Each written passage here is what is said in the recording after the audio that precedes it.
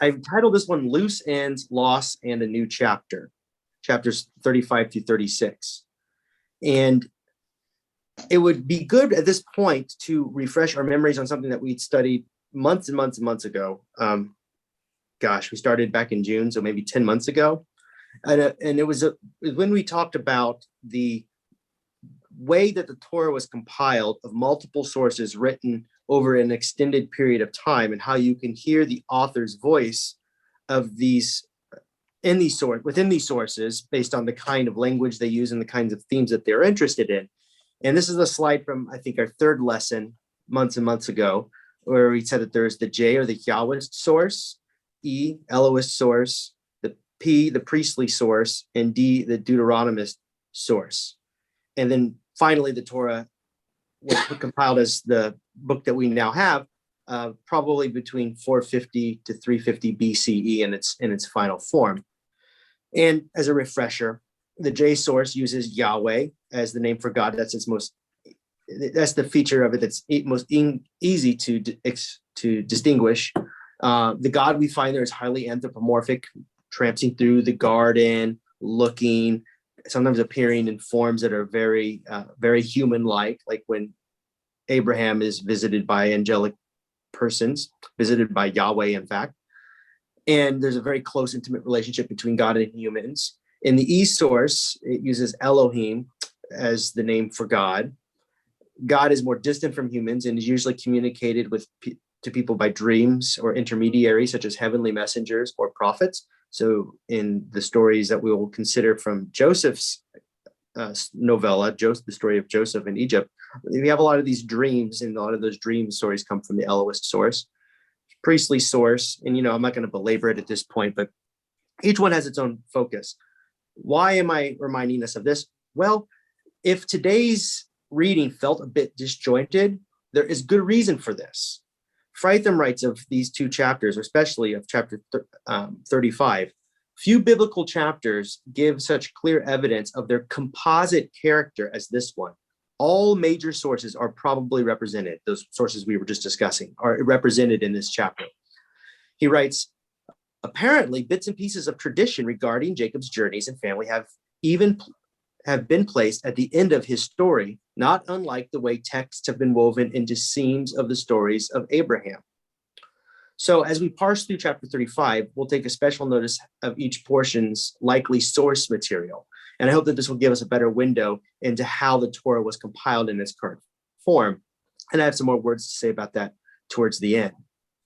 All this to say, chapter 35 seems to be bits and fragments of stories that the redactors, as they call them, those that compiled the Torah, didn't quite know where they fit in the back end of the narrative or even in the middle of the narrative. And so they compiled it as kind of an addendum towards the end.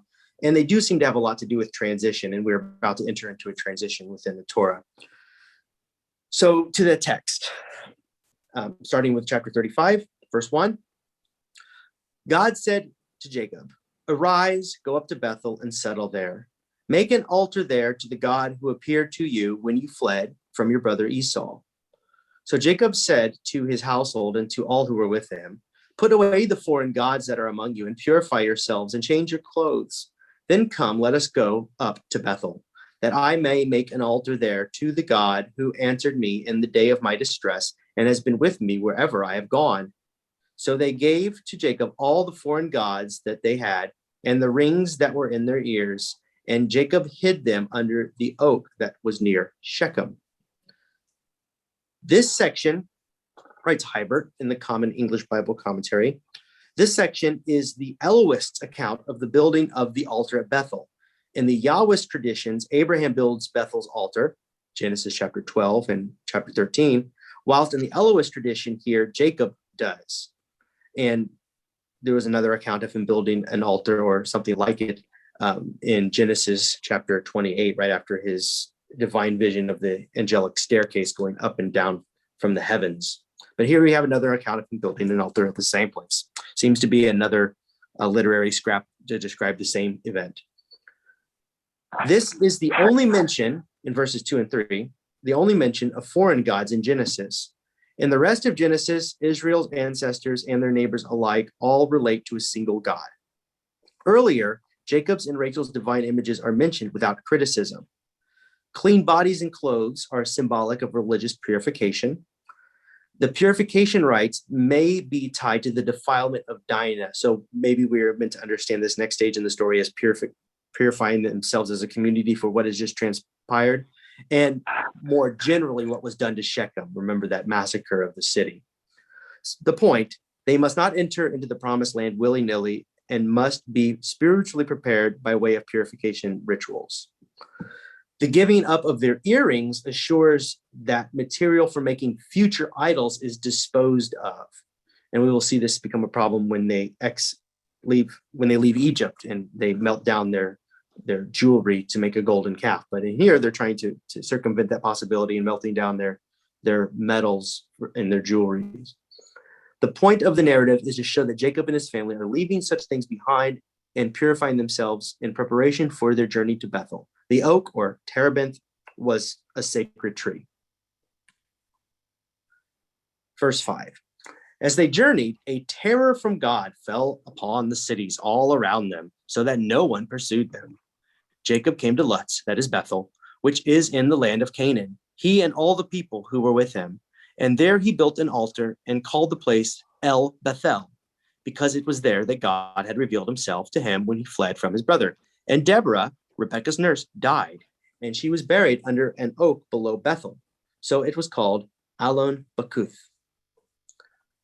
So Jacob and his family undertake the journey from Shechem to Bethel. It's about 30 miles. And God's protection here, that casting fear or causing the people in the land to fear so they won't pursue them, that may be a reference to Jacob's initial fear of the local inhabitants after the actions of his children as they had killed the men of Shechem. And the terror probably refers to a God-inspired fear instilled in those who have threatened Jacob. And you can see other examples of this in other parts of the Hebrew Bible, in Exodus and in Joshua. Point is, they arrive safely with the guidance and help of God. Notice Jacob gathers at Bethel with all the people.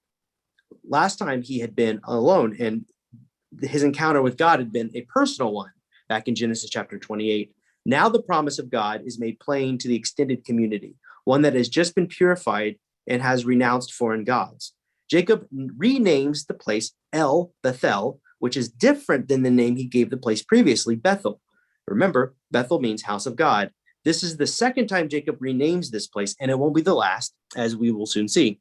The first time is back in Genesis chapter 28 after his dream of the ladder.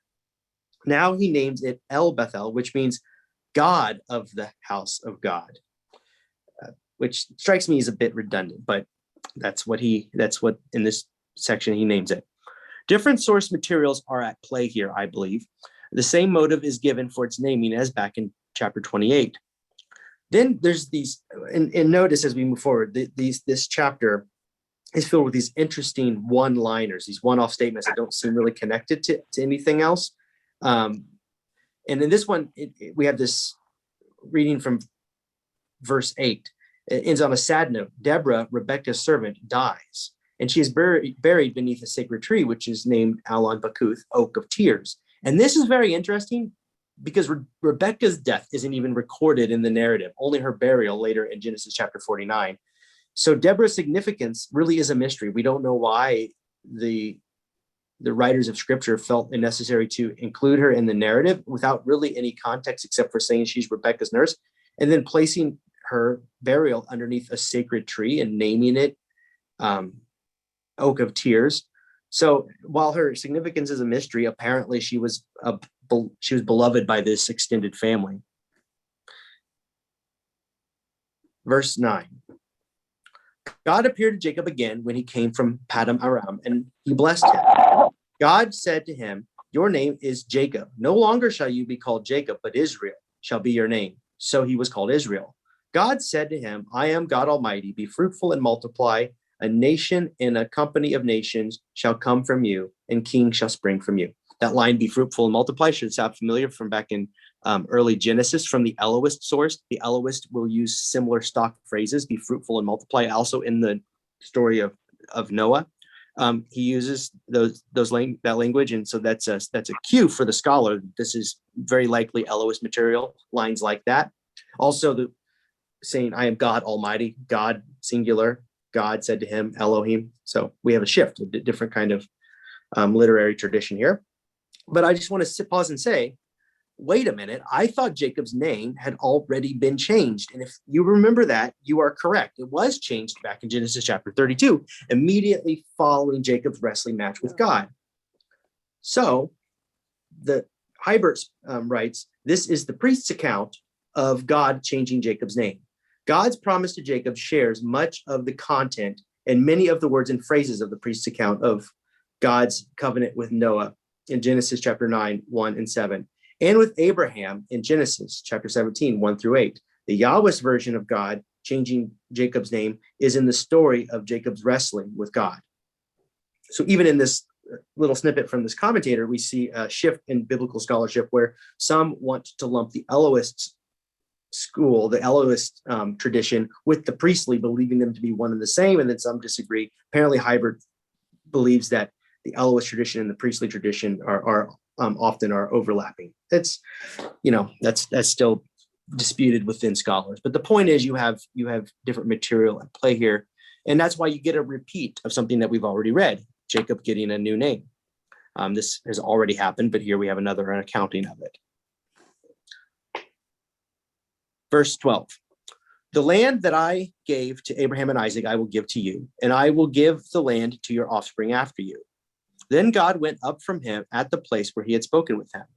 Jacob set up a pillar in the place where he had spoken with him, a pillar of stone, and he poured out a drink offering on it and poured oil on it.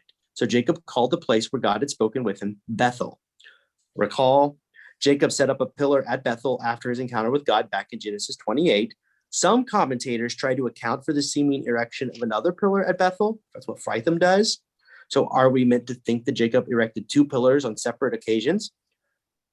Others, although I will say back in chapter 28, before I move on, in chapter 28, that pillar is referenced in the present tense as if it was something that people could still go and see in that time. So if this is another pillar, you might ask why he didn't just use the one he'd already set up and poured oil on as well, which is why other commentators assume that we are meant to think that this is the same pillar from chapter 28. In fact, I think that we are likely dealing with a different literary account of the same event. And Frisch believes this exact thing, that this is the priestly theological summary of the events described back in the Yahwist and Elohist sources in 28 and in chapter 32.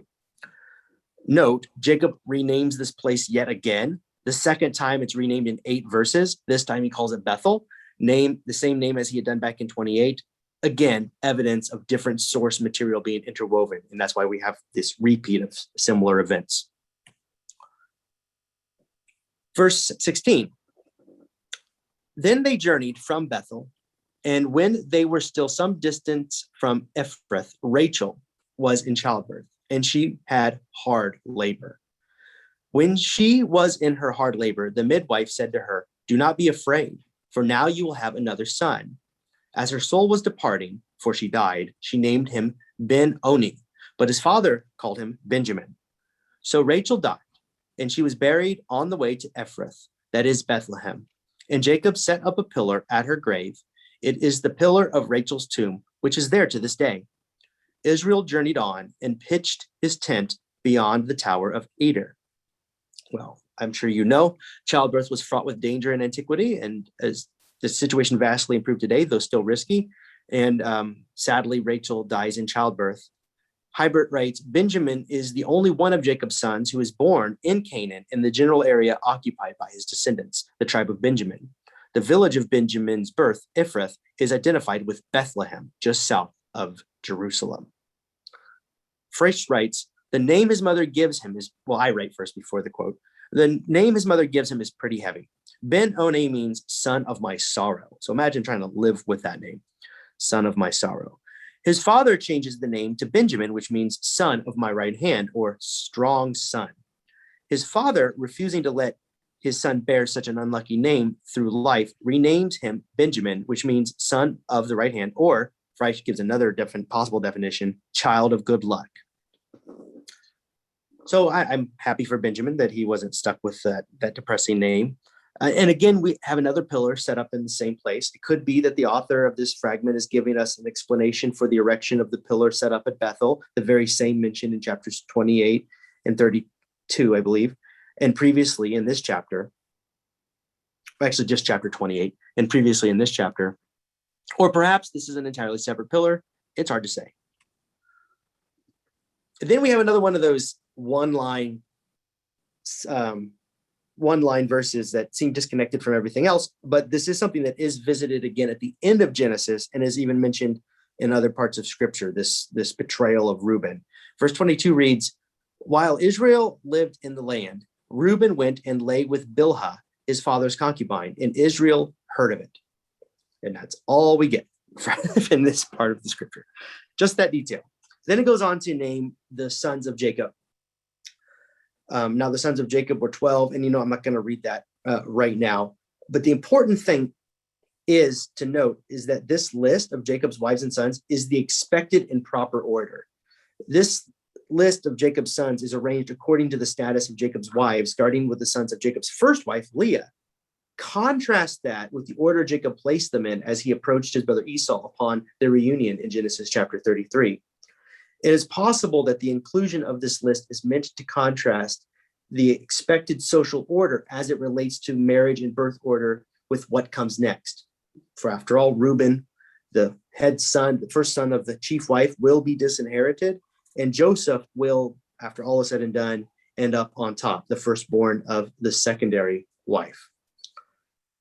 Now, what's going on with Reuben here, and why is this mentioned?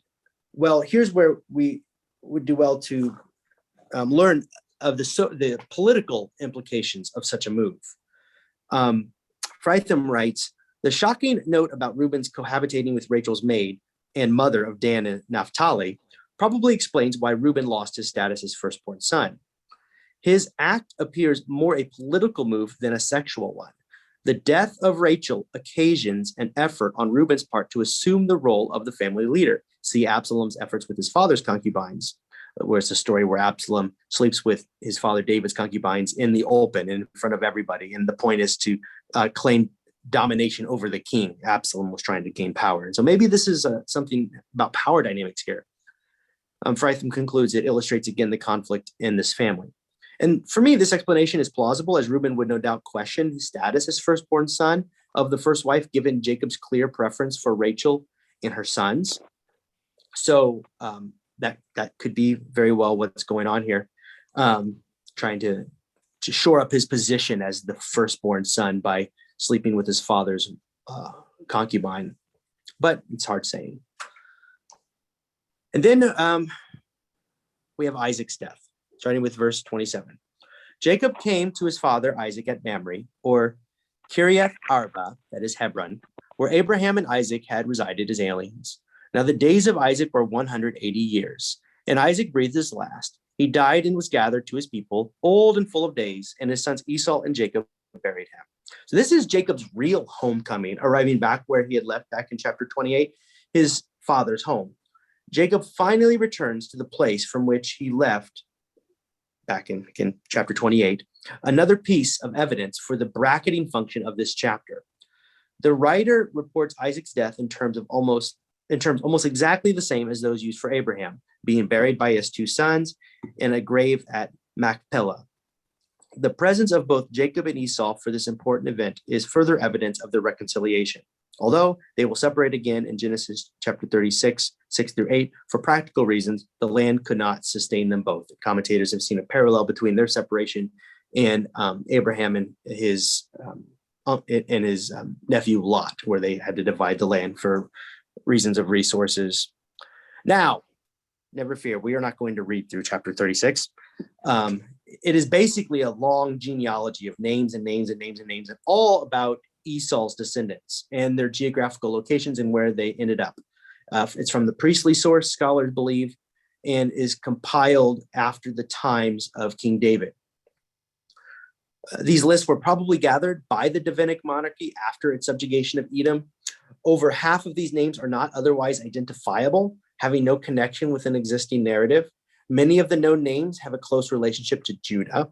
Some are both personal and place names. Some have been taken over from other lists. Others are used in more than one way in this text, and still others are not in full agreement with the surrounding story. And Esau's wives is cited. The names given Esau's 3 wives in this genealogy are different than the names given them back in chapters 26 and 28. So, why?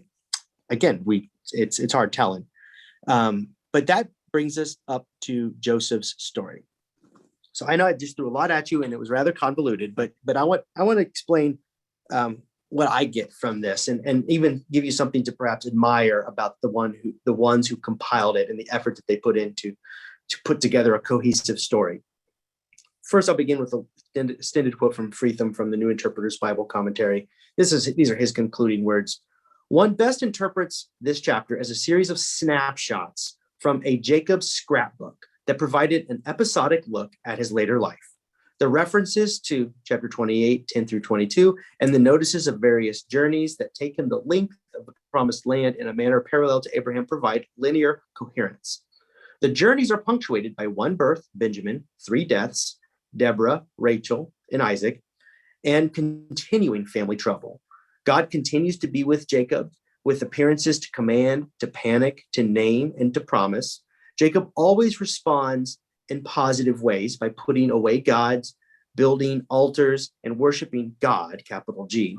Amid this amazing variety, the author lists the 12 sons of Jacob according to their mothers. The author seems to say, your lives as Israel will be as complex and varied as that of your father Israel, but you will be undergirded by the presence of God, catching you up in creation-wide purposes.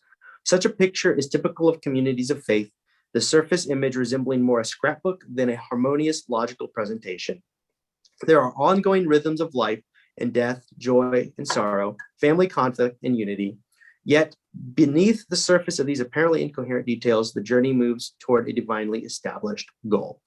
To paraphrase, he's basically saying chapter 35 is not only true to life in the way that different episodes contrast with other episodes, but also we're revisiting the same old themes that loomed large in Jacob's life, only in microcosm. You might think of this as a postlude that brings in all of the things that you just heard at an opera, or overture maybe would be better, but only at the end where all of the themes are hit upon briefly and not as in depth as we had read in previous chapters.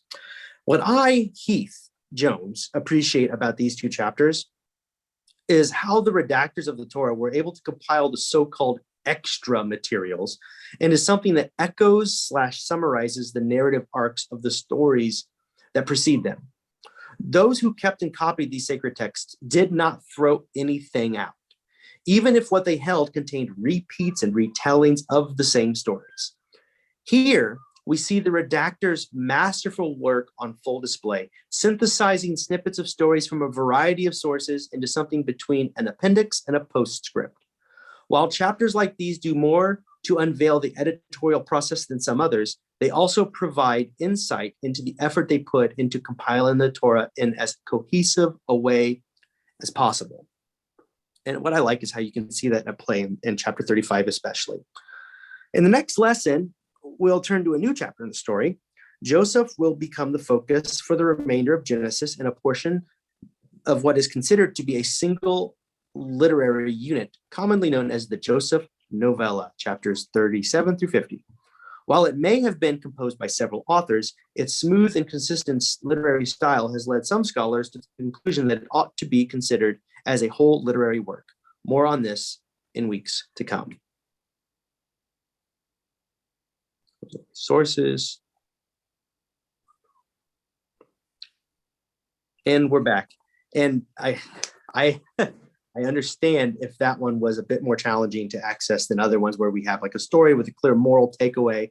And I almost wanted to skip it and move right on to chapter 37, but I decided it was a good opportunity to again revisit those things we talked about early on about how the redactors or the editors that put the Torah together in its final form were being very careful in considering how to keep everything, even repeats, but weave it into something that reads like a story as if they belong together from the onset.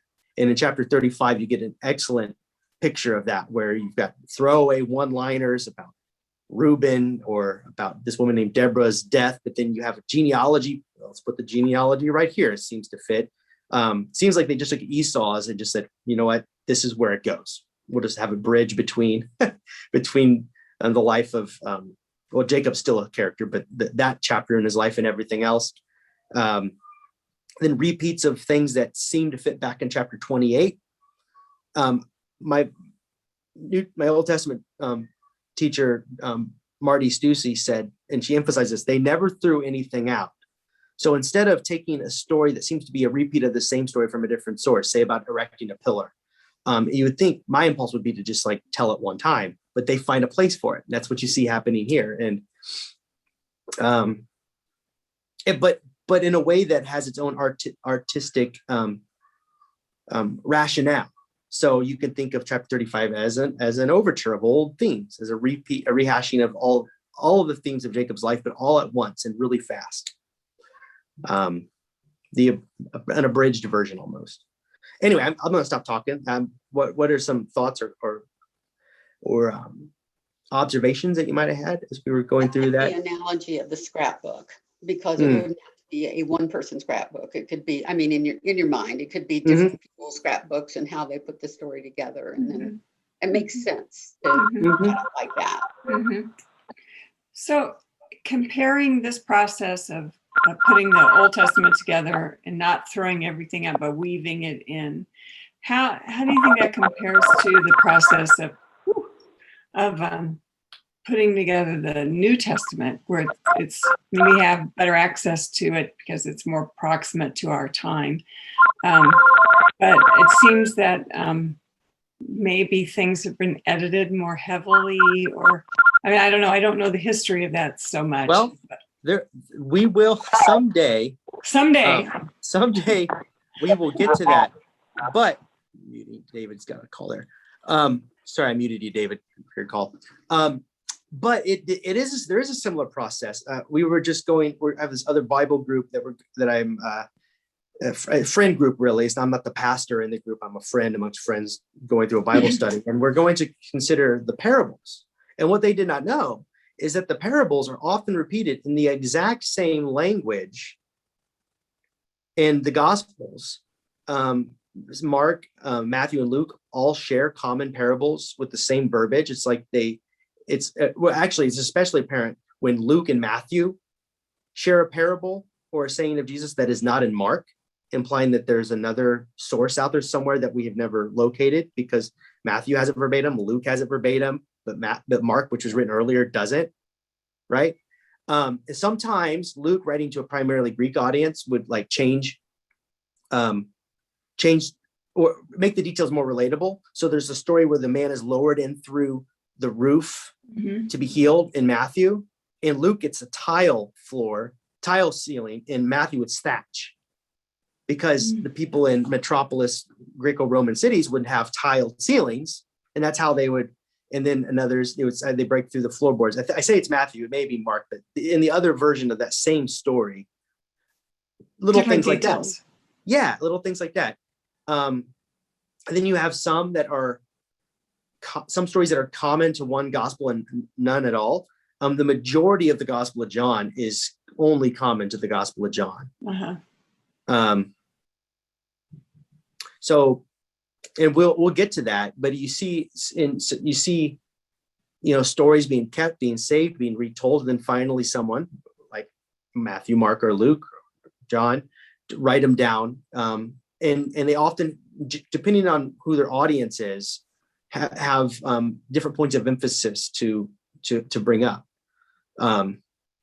So if Matthew is being written to Jewish Jesus followers who are in contention with the synagogues, there seems to be more antipathy there that comes out in the language, as opposed to one written for a more Gentile audience like Luke, where there wouldn't have been that tension as readily available.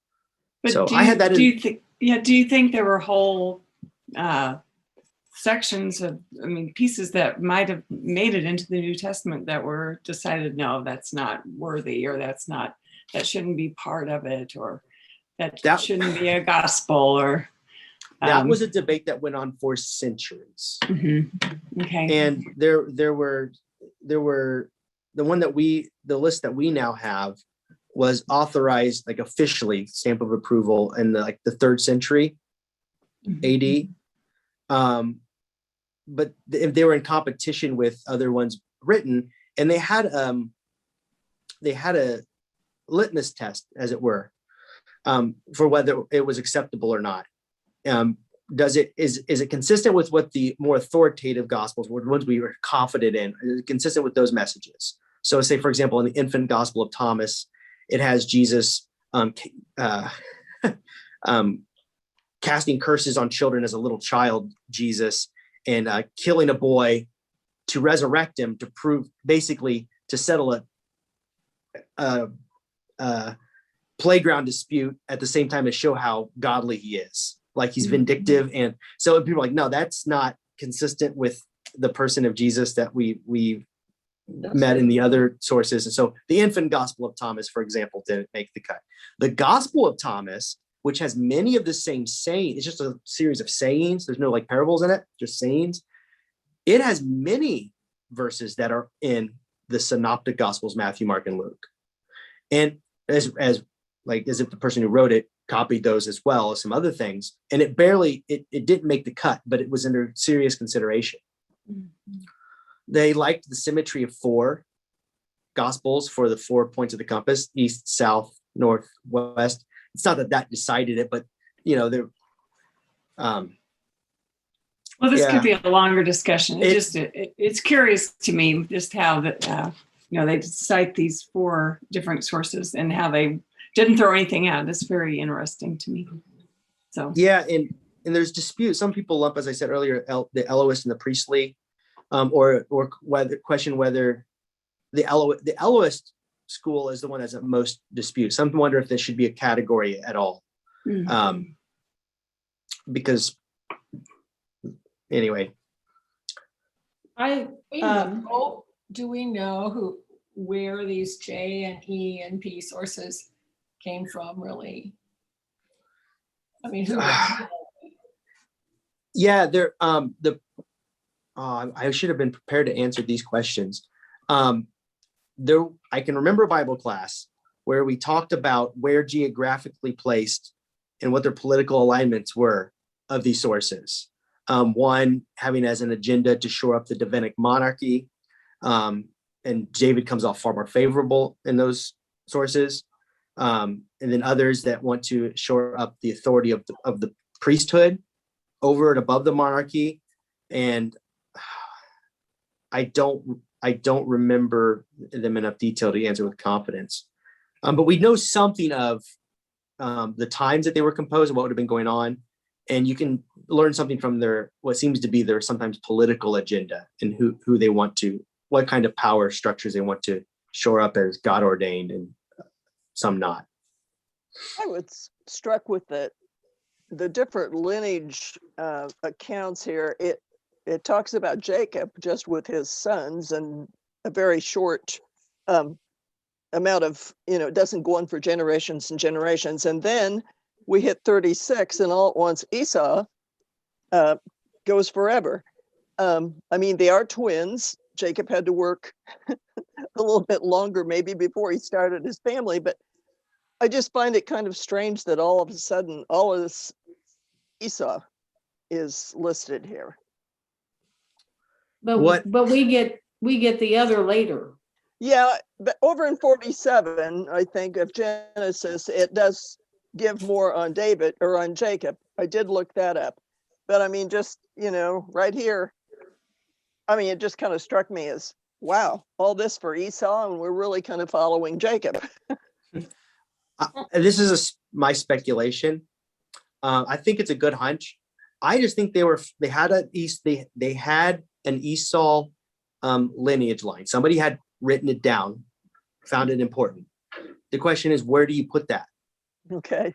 And we're about to leave Esau behind virtually. He's only referenced later in reference to the Edomites, or as in some of the texts that we considered a couple months ago, where his name is mentioned.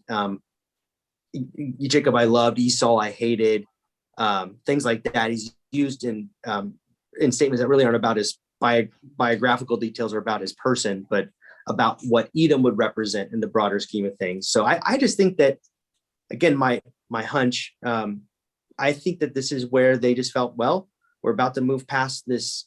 We're about to move into Joseph territory here. We have this, let's put it here and move on. It doesn't, you could remove it and not lose very much, except for that one detail about why Jacob and Esau separated yet again. But even then, it wouldn't really change much. Well, it seems at this point Esau is more established, and Jacob's still traveling and trying to find I see what you're his saying. way. Yeah.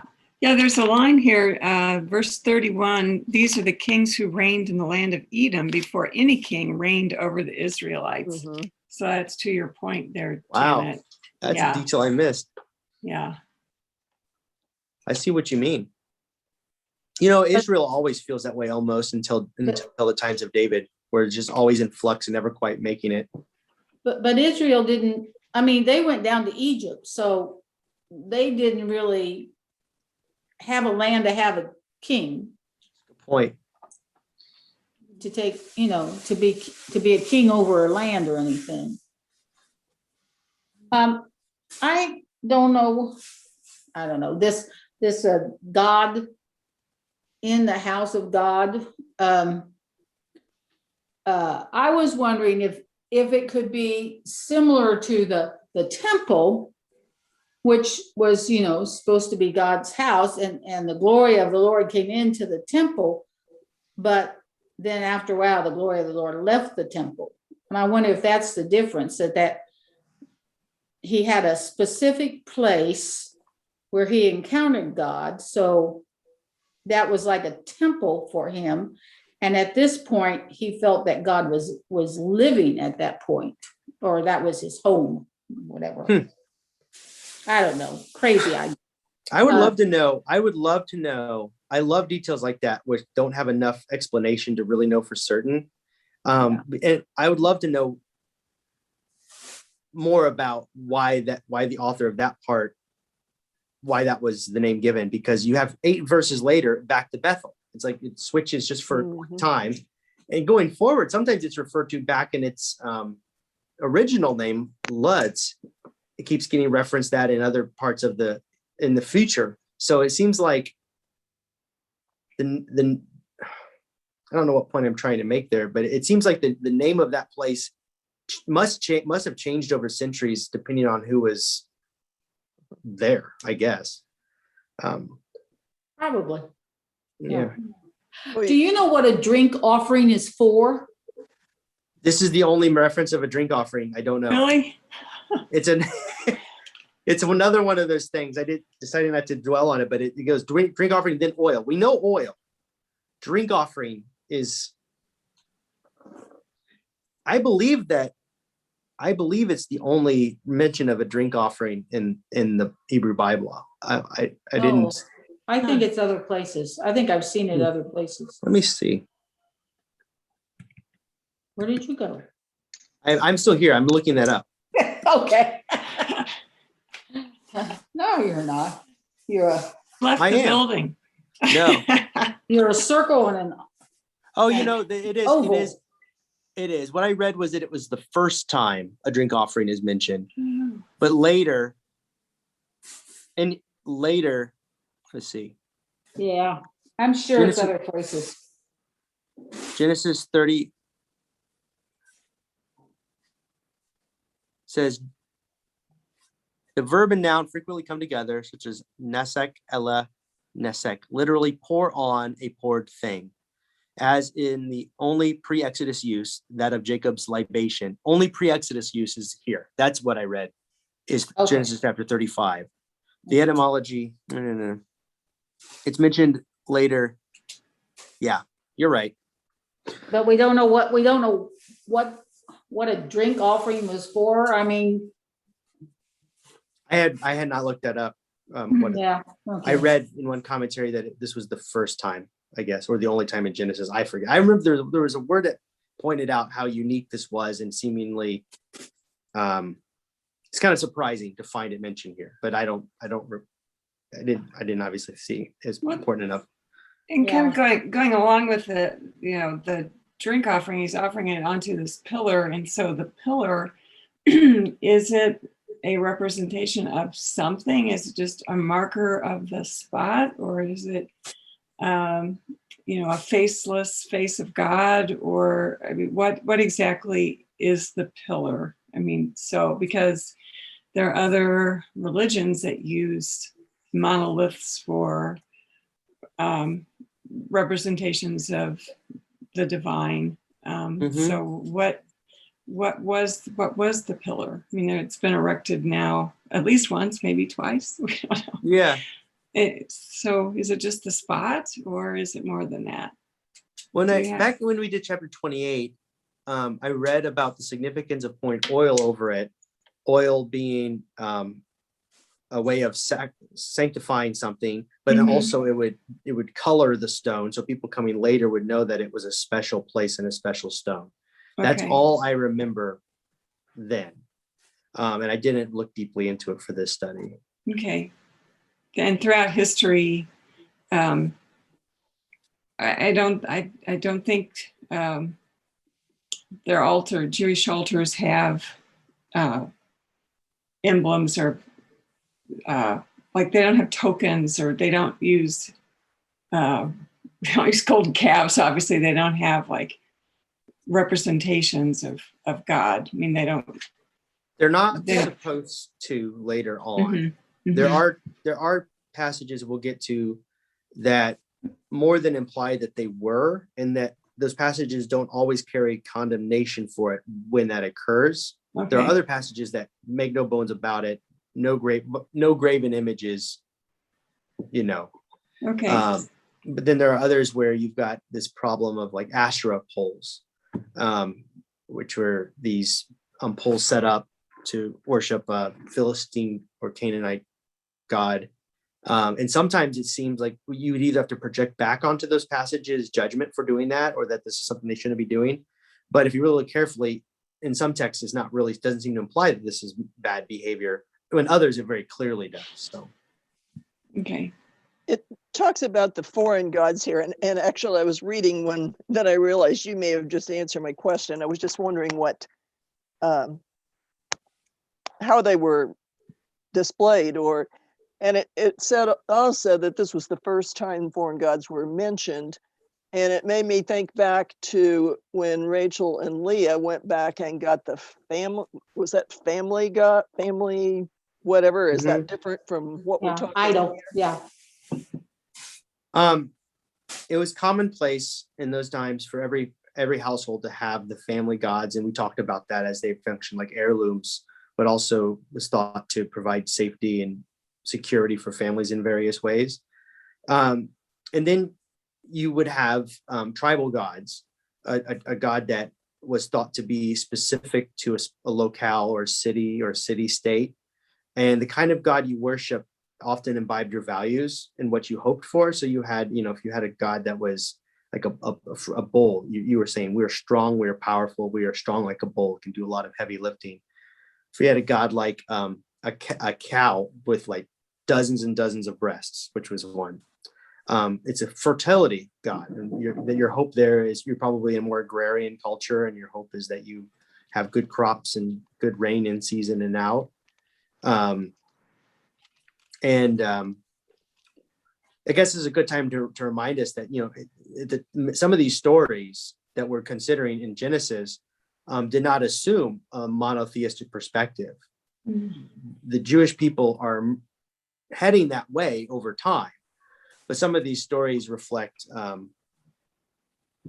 time before that. For example, which you just mentioned, the household gods that Rachel took with her. And then as opposed to foreign idols, and that's the first time it's mentioned because it's talking about another nation's idols. And it does have a negative connotation here. I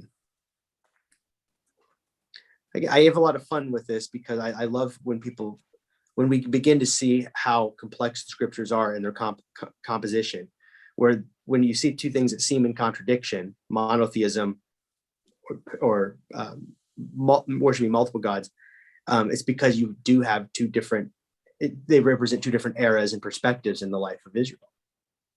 Okay. As opposed to the way I was taught to read it from my childhood, which was like, this is one voice, you know, the person who penned the first word knew exactly where it was going to end,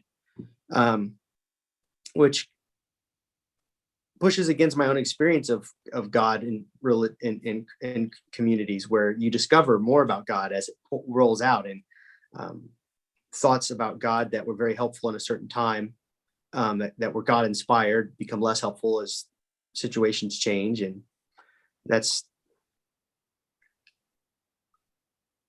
I like the diversity we find.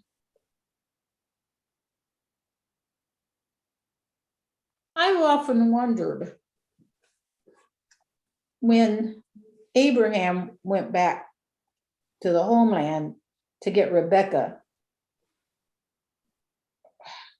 but when you get to this part of the story, then, or the part about the gods, it's like, wait a minute, if they've got household gods, then why are they so much special? Why are they more special than the people where they were? It doesn't make sense to me. If they worship God, then that would make sense. But if they've got idols, then they're not worshiping God, right? That would be the conclusion of Judaism. That the idols don't, that there is a God that transcends the idols. The most generous interpretation would be to say that maybe they saw reflections of God in the idols and attributes of God reflected through an idol. The most unflattering, less generous interpretation would be that they were worshiping either nothing or something more sinister. And you have all of those perspectives in the Hebrew scriptures and in the Christian scriptures. Paul is saying, let me tell you about the unknown God you've been worshiping, implying that they are worshiping God in some form. To other sayings where they're just stone and rock and nothing else. So he runs the gambit. I guess I always thought because Abram was told to get up and leave his homeland, it was because his homeland wasn't right for what God wanted him, where God wanted him to be. I don't know. Sometimes Lots that's of true. questions. I'll get answers one day. Well, thank you for this long discussion afterwards. I did not know if I was going to find a group that was totally checked out after this lesson. Like I said, I almost didn't cover these chapters, but thank you. I appreciate the conversation afterwards, and we're not going to meet next week. And if Kelly has, well, I shouldn't blame her. She's right in saying I need some rest. So we might not meet for the next 2 weeks. I'll let you know next week. Depending on how well things go on the 4th and how quickly we get into a rhythm again, where I can feel like I have some space for planning and creative work outside of that. But we will not meet next week, the week leading up to Easter.